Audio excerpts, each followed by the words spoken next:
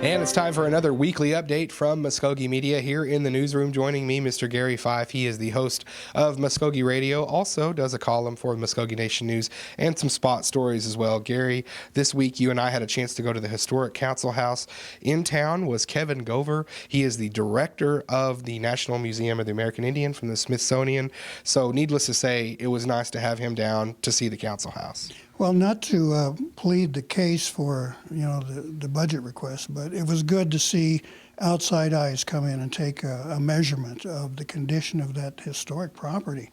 It kind of saddens me sometimes to see, those huge cracks on the outside and the cracks in the walls and the deteriorating condition of such an important structure. So it felt good that we would have another witness to the situation. And I think all parties involved are trying to figure out the best solution. Yeah. And we will say that. Also, let everybody out there know, stay tuned to Muscogee Radio, stay tuned to Native News Today, because we will be having that interview in its entirety with Mr. Gover from the council house this next coming week. And I believe you'll have it on soon. I don't know what your schedule is. But. Well, yeah, we just completed a Q&A with the new chief. So, right. And we've got the council speaker, Okay. Mr. Tiger III, coming in, and we're going to try and fit this piece in because I really want it.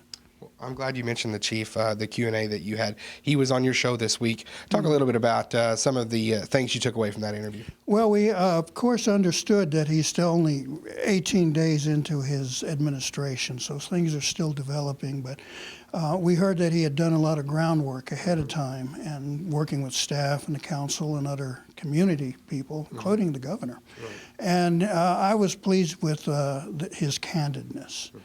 He answered every question we tossed at him, didn't flinch from a thing. We allowed him a little bit of time to, stretch his wings and feel good, but we also said, we're going to come at you with some tough questions from time to time.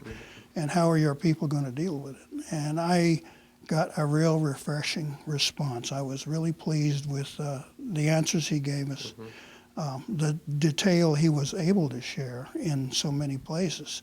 So it looked really like it's a real breath of fresh air.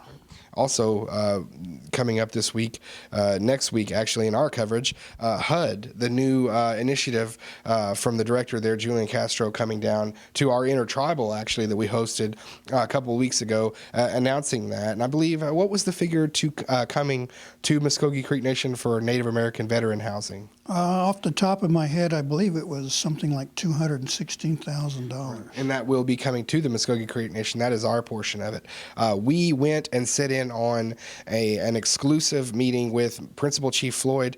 Second Chief Hicks was there. Also representatives from our housing department, the Native American Veteran Advisor to the VASO office, and also Veterans Affairs Services Office Director Ken Davis, all sitting in on that meeting, figuring out where do we go forward with this, how can we limit bureaucracy, the red tape that comes with a lot of these things, to get Native American veterans in homes faster if they do not have them, and also is it going to be earmarked for specifically for our citizens, all Creek citizens, or some of the things that they have to work out too, Native American veterans living outside of the boundaries. So those are all things moving forward, and if you stay tuned with us on Native News Today, we will have a in-depth, exclusive look in to that meeting, and also the HUD agreement and where we go moving forward, Native American veteran housing. So, Gary, that's the weekly update for this week. Thanks for being with us here and giving us some. Glad to help. You bet, you bet.